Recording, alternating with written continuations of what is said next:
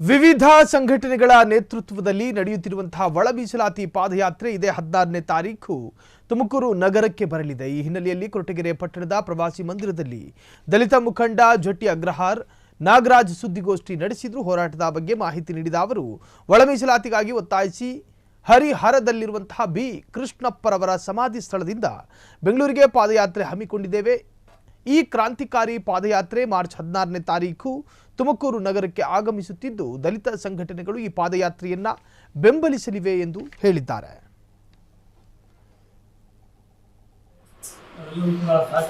ನಾವು ಕೂಡ ಭಾಗಿಯಾಗಿ ಸುಪ್ರೀಂ ಕೋರ್ಟ್ ಕೊಟ್ಟಿರ್ತಕ್ಕಂಥ ಆದೇಶವನ್ನು ಇವತ್ತು ಕರ್ನಾಟಕ ಸರ್ಕಾರ ಇವತ್ತೇನು ಅದನ್ನ ಇಂಪ್ಲಿಮೆಂಟ್ ಮಾಡಿದ್ರೆ ಇನ್ನೂ ಜನ ತಿಳ್ಕೊಂಡು ಹೋಗ್ತಾ ಇದ್ದಾರೆ। ಹಾಗಾಗಿ ಈ ಮುಂದಿನ ದಿನಗಳಲ್ಲಿ ಸಿದ್ದರಾಮಯ್ಯ ರಾಜ್ಯದ ರಾಜ್ಯ ಸರ್ಕಾರಕ್ಕೆ ಆದೇಶ ಕೊಟ್ಟಿದ್ದು ಸುಪ್ರೀಂ ಕೋರ್ಟ್। ಹಾಗಾಗಿ ಈಗಾಗಲೇ ಆಂಧ್ರದಲ್ಲಿ ತೆಲಂಗಾಣದ ಮುಖ್ಯಮಂತ್ರಿಗಳು ಈಗಾಗಲೇ ಅದನ್ನ ಇಂಪ್ಲಿಮೆಂಟ್ ಮಾಡಿ ಅದನ್ನ ಬಿಲ್ ಕೂಡ ಪಾಸ್ ಮಾಡಿದ್ದಾರೆ। ಇವತ್ತು ಕರ್ನಾಟಕ ಸರ್ಕಾರದಲ್ಲಿ ಇವತ್ತು ಕೂಡ ಅದರ ಬಗ್ಗೆ ಚಕಾರ ನಿಂತಿಲ್ಲ। ಇದಕ್ಕೆ ಅದೇನೋ ನಾವಂತೂ ಹೋರಾಟದ ಸುಮಾರು 30-35 ವರ್ಷಗಳ ಹೋರಾಟದ ಪ್ರತಿಫಲವಾಗಿ ಇವತ್ತು ಸುಪ್ರೀಂ ಕೋರ್ಟ್ ಕೊಟ್ಟಂತ ಆದೇಶಕ್ಕೆ ಇವತ್ತು ಕರ್ನಾಟಕ ಸರ್ಕಾರ ಇವತ್ತು ಅದಕ್ಕೆ ಬೆಲೆ ಕೊಟ್ಟು ಅದಕ್ಕೆ ಆದೇಶವನ್ನು ತಿರಸ್ಕರಿಸಿಕೊಂಡು ಬಂದಿದೆ। ಹಾಗೆ ಕೆಲವು ರಾಜಕಾರಣಿಗಳ ಹಿಂದೆ ಒತ್ತಡವಿದೆ। ಏನು 5% 6% ಕೊಟ್ಟರೆ ಮಾದಿಗ ಜನಾಂಗಕ್ಕೆ 6% ಆಗುತ್ತೆ, ಬಲ್ಗೆ ಜನಾಂಗಕ್ಕೆ 5% ಆಗುತ್ತೆ, ಇನ್ನು ಬೇರೆ ಜನಾಂಗಕ್ಕೆ ಆಗುತ್ತೆ, ಅದರಿಂದ 1% 2% ಜಾಸ್ತಿ ಆಗುತ್ತೆ। ಈ ಎಡಗೆ ಜನಾಂಗಗಳಿಗೆ ದೃಷ್ಟಿಕೊಂಡು ಈ ವರದಿ ಇಂಪ್ಲಿಮೆಂಟ್ ಆಗಲೇಬಾರ್ದು, ಜಾರಿ ಆಗಲೇಬಾರ್ದು, ಇದಕ್ಕೇನಾದ್ರು ಮಾಡಿ ಪಿತೂರಿ ಮಾಡಿ ಇದನ್ನ ನಿಲ್ಲಿಸಬೇಕು ಅನ್ನೋ ದೃಷ್ಟಿ ಇಟ್ಕೊಂಡು ಕೆಲವು ರಾಜಕಾರಣಿಗಳು ಹಿಂದೆ ಇದೆ। ಹಾಗಾಗಿ ನಾವು ಇನ್ನು 30 ವರ್ಷ ಹೋರಾಟ, ಇನ್ನು 10 ವರ್ಷ ಚಿಂತೆ ನಾವು ಹೋರಾಟ ಮಾಡ್ತಾ ಇರೋದು ಪ್ರಶ್ನೆ ಬೇರೆ।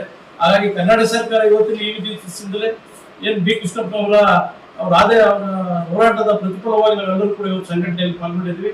ಹಾಗಾಗಿ ಒಳ ಮೀಸಲಾತಿ ವರ್ಗೀಕರಣವನ್ನು ಕೂಡಲೇ ಸಿದ್ದರಾಮಯ್ಯನವರು ಕರ್ನಾಟಕ ಸರ್ಕಾರದಲ್ಲಿ ಕೂತು ಚರ್ಚೆ ಮಾಡಿ ಸುಪ್ರೀಂ ಕೋರ್ಟ್ ಆದೇಶವನ್ನ ಅವರು ಇಂಪ್ಲಿಮೆಂಟ್ ಮಾಡೋದಕ್ಕೆ ಮುಂದಾಗ್ತಾರೆ ಅಂತ ಹೇಳಿ ಸಂದರ್ಭ ಹೇಳ್ತೀವಿ। ಇಲ್ಲ ಅಂದ್ರೆ ಮುಂದಿನ ದಿನಗಳಲ್ಲಿ ಇಲ್ಲಿಂದ ಸಮಾಧಿಯಿಂದ ಬೆಂಗಳೂರು ಫ್ರೀಡಂ ಪಾರ್ಕ್ ಪಾದಯಾತ್ರೆ ಬರ್ತಾ ಇದ್ದಾರೆ। ಆ ಪಾದಯಾತ್ರೆ ಬರ್ತಾ ಇರೋದು ಒಳ ಮೀಸಲಾತಿ ವರ್ಗೀಕರಣಕ್ಕಾಗಿ।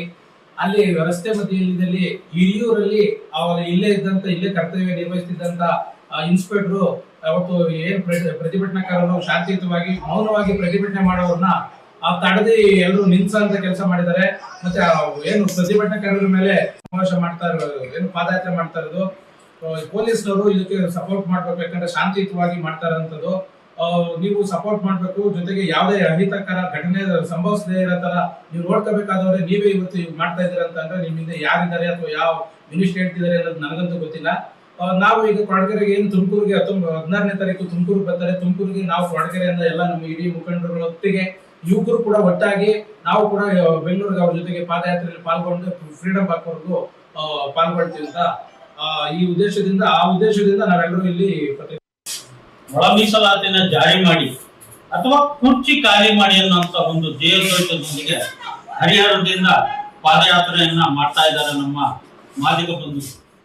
ಕಾರಣ ಹೋದ ವರ್ಷ ಆಗಸ್ಟ್ 1ನೇ ತಾರೀಕು 2024 ಇಸ್ವಿ ಸುಪ್ರೀಂ ಕೋರ್ಟ್ ಒಂದು ಆದೇಶ ನೀಡಿ ಒಳ ಮೀಸಲಾತಿಯನ್ನ ಆಯಾ ರಾಜ್ಯಗಳಿಗೆ ಜಾರಿ ಮಾಡಲಿಕ್ಕೆ ಅಧಿಕಾರ ಇದೆ। ಈಗಿರ್ತಕ್ಕಂಥ ಸರ್ಕಾರ ತನ್ನ ಪ್ರಣಾಳಿಕೆಯಲ್ಲಿ ಒಳ ಮೀಸಲಾತಿ ಜಾರಿ ಮಾಡ್ತೀವಿ ಅಂತ ಭದ್ರಾದ್ರು, ಆದ್ರೆ ಈಗ ಜಾರಿ ಮಾಡುವಂತ ವಿಚಾರದಲ್ಲಿ ತುಂಬಾ ಒಳ ಮೀಸಲಾತಿಗೆ ಅವಕಾಶವಾಗಂತ ಅಂಕಿಅಂಶಗಳನ್ನು ಕೊಡೋದಕ್ಕೂ ಸಹ ಅಧಿಕಾರಿಗಳು ವಿಳಂಬ ಧೋರಣೆ ಮಾಡ್ತಾ ಇದ್ದಾರೆ। ಈ ಒಂದು ಜಾರಿ ಮಾಡುವಂತ ವಿಚಾರದಲ್ಲಿ ಸರ್ಕಾರ ತುಂಬಾ ಹಿಂದೆ ಕುಳಿತಾ ಇದೆ, ಕಾಳಜಿ ಇದೆಯಾ ಇಲ್ಲ ಅಂತ ಗೊತ್ತಾಗ್ತಾ ಇಲ್ಲ। ಅವರಲ್ಲಿ ಕೆಲವರು ಒಳ ಮೀಸಲಾತಿ ಬೇಕು ಅಂತಾರೆ, ಕೆಲವರು ಬೇಡ ಅನ್ನೋಂತಾರೆ। ಈ ಒಂದು ಅಂತಿಮ ಕಾಲಘಟ್ಟ ನಿರ್ಣಯದಲ್ಲಿ ನಮ್ಮ ಹೋರಾಟ ಬಂದು ತಾರ್ಕಿಕ ಅಂತ್ಯಕ್ಕೆ ನಿಂತಿದೆ। ಏನ್ ಸುಪ್ರೀಂ ಕೋರ್ಟ್ ಆದೇಶದ ಅನ್ವಯ ಒಳ ಮೀಸಲಾತಿಯನ್ನ ಜಾರಿ ಮಾಡಿ ಅಥವಾ